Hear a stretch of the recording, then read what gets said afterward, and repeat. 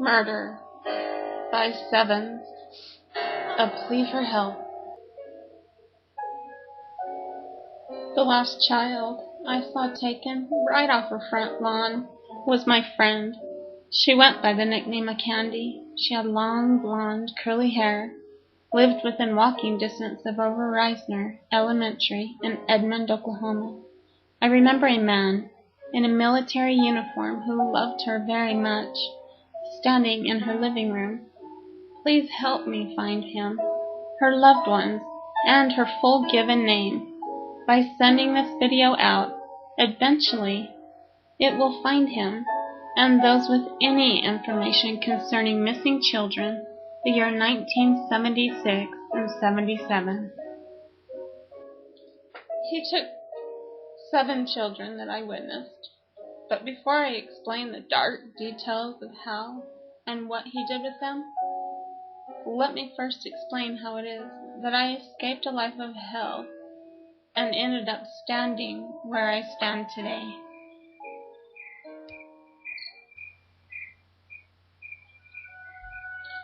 As a little girl, I had fallen asleep in a field. I awoke to the sun creeping out of the horizon, lighting up the black sky. I watched a flower next to me, slowly opening, reaching its petals toward heaven, almost as if it was longing for the warmth of the sun. I was like that flower. I was drawn to people whose countenance seemed to shine like that of the sun. It was the encouraging words of a second-grade teacher that gave me the courage and the strength to just talk about what happened at home. A kind neighbor whose door was always open to us taught love by example. A brave cop who stood boldly in our home, asking questions no one dared ask my stepfather. He taught me there could be safety. Falling in and out of sleep that day, I had watched that flower, as the sun went down, curl its petals inward, almost expressing a look of sadness, terror. I too was terrified for the sun to go down. Darkness meant home, where not one beam of the sun's warmth shone. Sorrow and pain were the direct results of my birth mother's bad choices. She created a home for her children whose very foundation was built upon the floodgates of hell. Yet, even in my darkest of hours, the seeds of hope and faith for a better life, planted in me by every kind deed others did for me, grew, and the light that shone around them seemed to burst within my own heart. I became a single rose living among the thorns, reaching for and following the light, refusing to be kept within the dark walls of abuse. Because of the bonds of friendships I created with great people who asked too many questions, my stepfather left my birth mother, looking for, I suppose, a more secluded place to continue living the sadistic life he lived before others started watching. Eventually, that path led me to happiness and freedom, where I had hoped the past was better left alone and forgotten. In the loving home of my dear, sweet, lovable daddy, whose beautiful wife became the mother I had always prayed for. With them alongside me, I met and married the most amazing man I have ever known. Together, we have raised 2 happy, beautiful children. When the dark shadows of my past would creep in from the deepest crevices of my mind, flashbacks, threatening to take away every ounce of happiness I had found. I'd write them all down. Hundreds of pages of police reports sent. Most went unanswered. I'd tell myself I did what I could, and then I'd go on helping kids in the present. Taking what a teacher, a neighbor, and a cop taught me, and being the source of light and hope for kids, has been amongst my greatest blessings. Healing for me, reviving life back into a flower, and thought she'd wither and die. Each time she remembered a child being tortured, murdered. It's as if their sweet voices beckon me from the grave to do what I can to just stop him. Ease the pain, the suffering he's caused. He never stopped killing.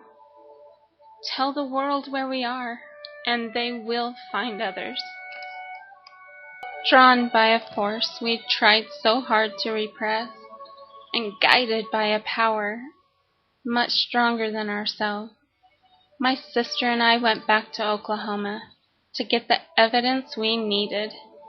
We found our once stepfather's property, and as we investigated the validity of my vivid memories, what we found was spooky.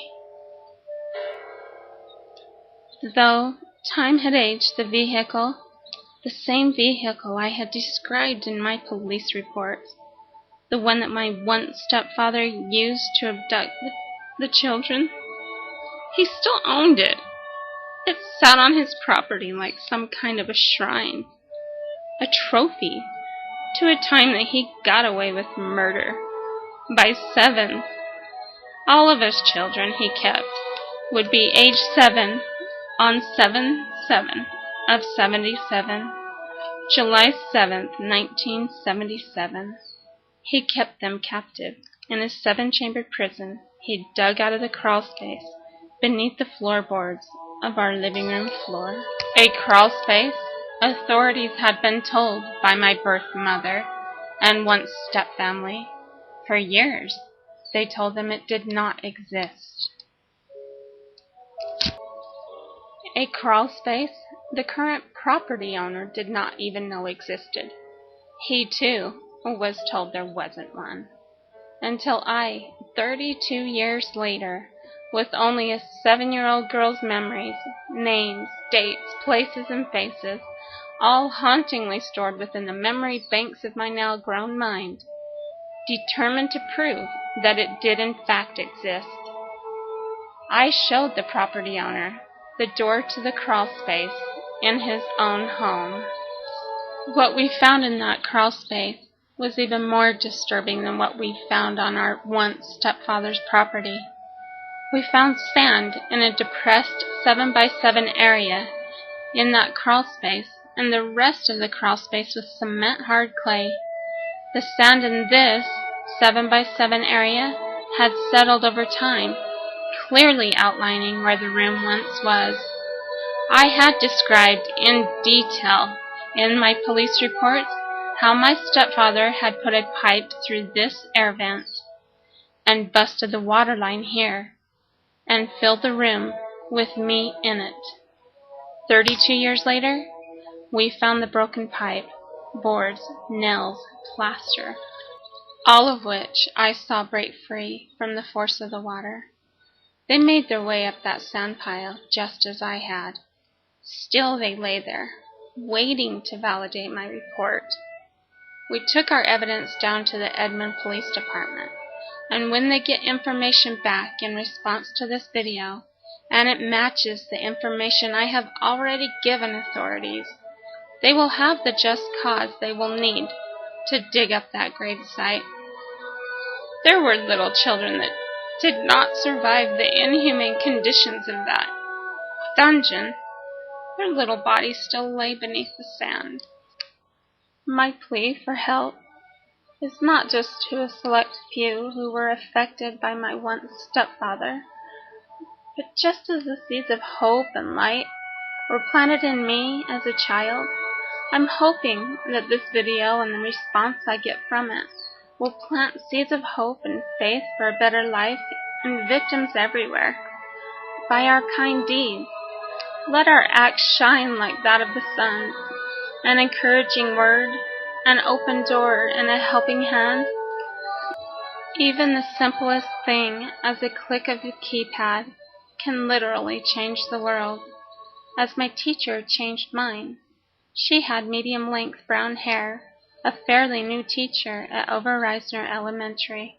The cop, I remember his name as Joe Evans. He worked for the Edmond Police Department. My neighbors, Bob and Sue, lived at the top of Reynolds Road in Edmond. I remember a fire truck being outside his house. I believe he worked for the fire department. My hope is this video will find them, and they will come forth as witnesses to testify to whatever they may know. May God bless all of you, and thank you so much.